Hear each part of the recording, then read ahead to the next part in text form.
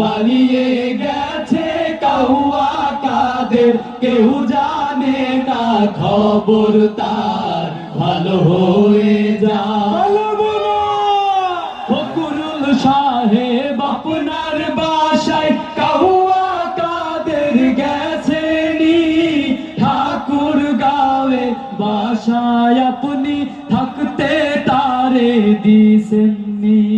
ফকরুল সাহেব আপনার বাসায় কাউয়া কাদের গেছেনি, ঠাকুর গাঁয়ের বাসায় আপনি থাকতে তারে দিছেননি।